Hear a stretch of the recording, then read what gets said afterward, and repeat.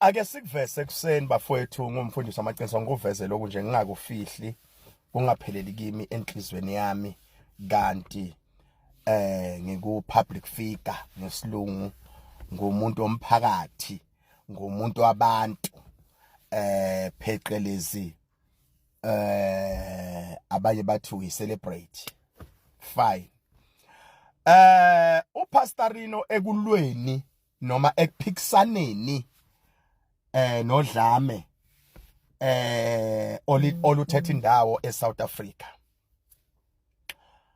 elembhikisho yokulwisana nabantu abahleli ngokungomthetho eSouth Africa okugcine sekubandakanya nabo bonke abantu abanawo amaphepha ukuthi cha okwamanje sicela nithi ukusidedela ezweni lethu silungise inkinga zethu.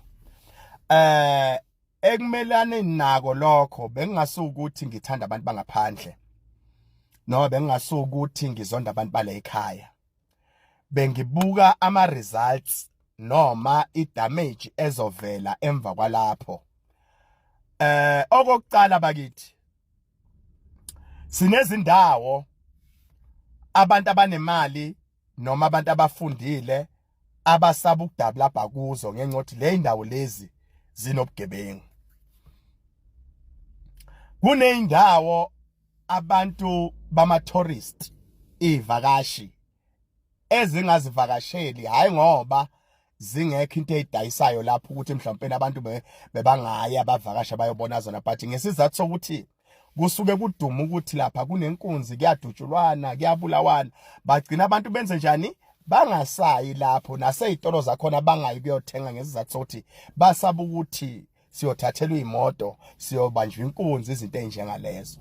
So mina bengibuka kulohlangothi lokuthi mangabe sizotholakala siduma noma sivela kwabanye abantu bakithi inkosi yami bamanye amazwe noma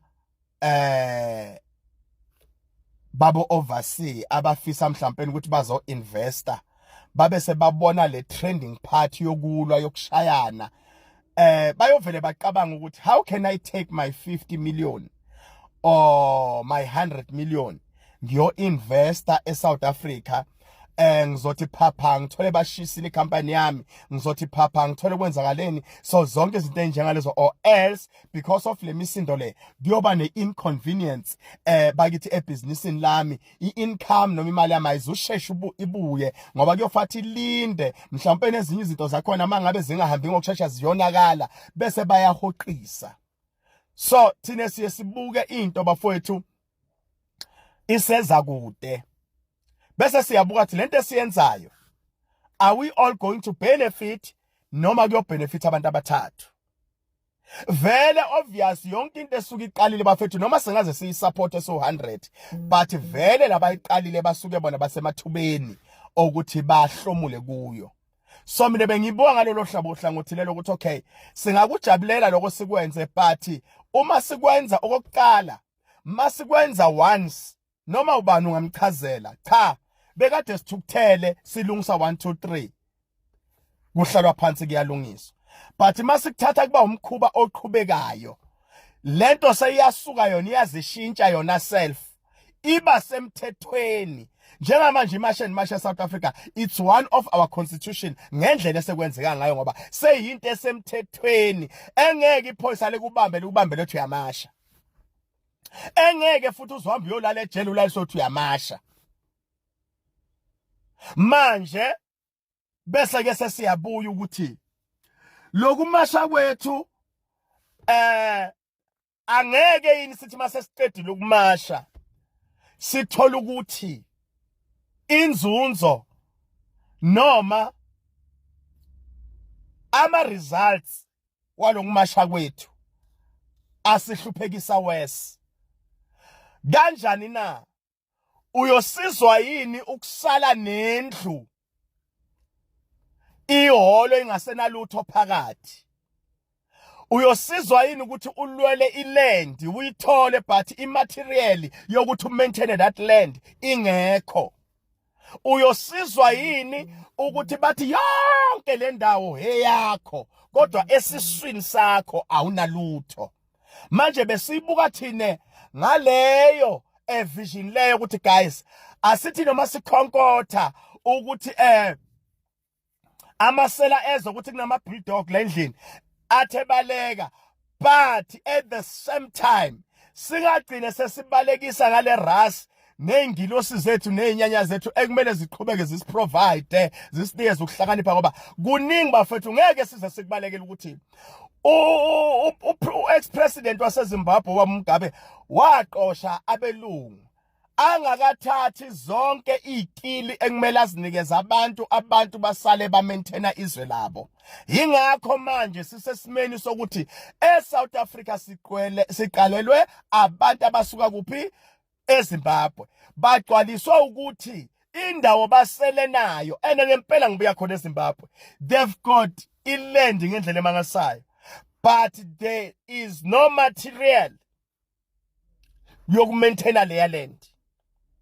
There's no experience yokumaintaina that land. Amabhunu mehamba ashiya ngisho namabhalamane, ashiya inkomo, but now when you go back eZimbabwe ubuyela, people are suffering.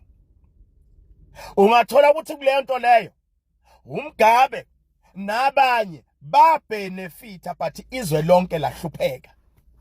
Very same thing in our country right now. Siyakhala impela ukuthi abantwana bethu babulawa ngama drugs, siyakhala ukuthi ingane zethu kwenza ka 1 2 3. Yes, it is true, I agree with you, but asingathi siyafixa sigcine sesizifakele ingqindezi yenhlupheko, ama drugs aphele, abantwana bethu bangaphinde baphile ama drugs, but sigcine singesena kudla ukuthi sibanikeze kona etafuleni. So ngisho ukuthi ke bafethu ngale speechless, ngifuna kuhlale engqondweni zabantu ukuthi angase ngaba against abantu bakithi eSouth Africa, angase futhi ngazinqekela kubantu base-Africa, but besingafuni ukuthi singaboneli emaphutheni enziwe abanye abazama ukwenza lento nathi namhlanje sifuna ukuyenza. Kuyiqiniso ngelendlela enibale ngayo ukuthi South Africa is rich, iSouth Africa ingakwazi ukuthi yenze, but konke lokho enkushoyo iSouth Africa ingakwazi angeke ikwenze kithina sonke, iyokwenza kulawo ma individuals aphezulu, and mase kwenzekile kubo bazothula bangasakhulumi, thina sisale sesilumana sodwa la emuva. So that is why ngithi guys, na noma singathi siyalungisa siyalwa senzani, asenzeni sure ukuthi asishisi izakhiwo zethu, ngoba noma ngabe lesitolo osishisayo si-ownwa umpakistan noma si-ownwa umSomalia noma si-ownwa umuntu waseMozambique noma kanjani, but ekugcineni leza indala naleya ntuthu lalela naloko kungcola lokho kuyosalela thina eSouth Africa. Akekho omunye umuntu okuyomsalela. Lokusha lokunuka kwethayi lokho kuyosale kunukela thina. We are destroying our own country, si destroya izwe lethu thina, but sithi sithukuthele. So ngisho ukuthi ke bafethu intukuthelo yethu ayingasishiyi singena kudla etafuleni. Intukuthelo yethu ayingasishiyi sidestroyile izwe lethu. Intukuthelo yethu ayingasibalekiseli lenkukhu ngoba amanzi sesiwabilisile, siyogcina sesiwaqitha, inkukhu seyibalekile. Shalom. Tumelang absheni sanibonani, ngiyanibingelela bakithi Nkosi yami. Yena umfundisi wamaqiniso ngithi qim. Yeah, na kanjani bafethu? Ngithi bafethu ake ngime nje la, ngime lapha bafethu. Ngiyabona bafethu ukuthi kwenzakalani. Ngiyanicela ma-Africa lamahle, ma-Africa. I'm talking to the Africans, guys. Africans. If you know that when African, just listen to me now. Khuluma nani bantu base-Africa, ma-Africa. Ngikhuluma nomuntu wase-South Africa, ngikhuluma nomuntu wase-Mozambique, ngikhuluma na whatever. Bafowethu, umuntu mangabe angasakufuni ekhaya kubo, noma umuntu angasathandi ukuvakasha kwakho, noma ungafuna ukulwa, amandla wakho aba limited, noma ngabe yashayana kangakanani, but mase usemzini wakhe angasakufuni, ngikho ukuthi kumele uhlehle ubuyele kini. mase kakusukela kini sekulapho ke ungamkhombisa ukuthi ubani. So into engiyibonayo eyenzakele bafethu la eSouth Africa si practice intukuthelo. Intukuthelo uma kuqala this thing beyingekho ku high note the way manje ingakhona. Manje bafethu lento bekade ipracticewa yokuthukuthela it is really manje eSouth Africa abantu ngendlela ngakhona bathukuthele ngempela bafethu akusadlala. Uyabona bebahlala bakhulu bathi adlali la, but manje ngumfundisi wamaqiniso bafethu ngiyanitshela sekubi. I was busy looking at ama video bafethu ngiyabona ukuthi manje akusancengwana bafethu abantu bayashaywa, abantu sebalandwa kuphi yabona ngibonele ya video yalo yasisi ebekade eshaywa mama wekula wendiya lwana bafethu Nkosi yami hey hayi bafethu Nkosi yami hayi ngeke bafethu angeke. Ngiyanicela abantu base Africa, I'm begging you guys, just go back home, hambani nekhaya, hambani nibuye emakhaya bafethu. Nanoma ngathi ngiyafisa njengoba ubaba wethu eSouth Africa kungiRamaphosa ehlulekile ukuthi acontrol lesimo, ngubani mina ngupastorino ukuthi I can save your lives. So bafethu nina ninamandla, ningalweli ukuhlala emizini abanye abantu bangasanifuni. La ungasafuneki khona vele uchiefte before uzikhosela ama problems, before uchifta sewulimele, before uchifta ungasenalihlo, before mhlawumpeni sewuchifta sewisidumbu.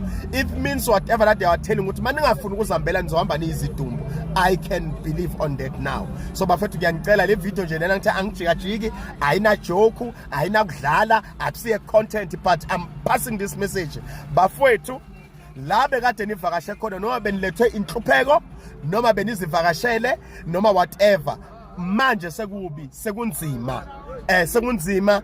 Thatha lokuncane onakho uvele uqonde ekhaya noma uqonde kwelinye izwe olibona ukuthi akakabi nenkinga nabantu bakwamanye amazwe, but manje South Africa ayifune umuntu izifuna yona iyodwa. So ngiyanicela bafethu, ngiyanicela nicela upastor nomfundisi wamaqiniso bafethu, ngiyanicela nomkombela abantu vale Msambiki tekani isijumba swamwina muhlelela kaya ngikupa bathu bako Lesotho rwalang imirwalo ya luna bahesu likhutele high. Ngiyanicela bafethu from Zim, thathani imithwalo yenu nibiyele emakhaya. So sekubi sekonakele South Africa bafethu, sekubi akumnandi. Yonke video mawuthi uyacheka it's like it's a show off. Mawuthi uyacheka umuntu yashaywa ngeplanka, umuntu yashaywa ngemvubu, bafethu ngeke bafethu lokhu sekubi bafethu, sekubi. Kusho mina ngupastorino, angithi yimi siqhaga kulento bakithi ngomfundisi engitshelile ukuthi bafethu whatever that I see, whatever that I notice, whatever that I'm sure of, angeke ngilenze iphutha, ngiyoniqonda ngqo bafethu. Ngiyanicela abantu eSouth Africa, ngeke ngisasho ukuthi amaZulu, sengiyanitshela manje ngeke ngisathi amaZulu bafethu, nginotisile. I saw amanye ama video le ekhaya eNasport le Komatipoort. So lento lena akuseyona yamaZulu, akuseyona amaswati whatever, but abantu base South Africa imajority yabo intukuthelo yabo seyiphumile esandleni, ayisacontroleki. Iyo control kuphela ukuthi bathole izwe labo kungasena umuntu wangaphandle. So nicelwa yimina ngumfundisi wase South Africa, umfundisi wamaqiniso, umfundisi ongaqhemi, umfundisi futhi ke bafethu ongathengwa. Ngoba njengoba ngikhuluma so bafethu, ngikhuluma la ngidle yami imali, ngikhuluma la ngidrive yami imoto, ngikhuluma la ngeyami ifoni, ngikhuluma la ngowami umlomo nobu honest bami. So ngizonitshela bafethu noma ikombela, I'm begging you, go back to your countries guys. Ekhaya kusekhaya, noma ngabe izindlu zodaka, ekhaya kusekhaya. Ayikho indawo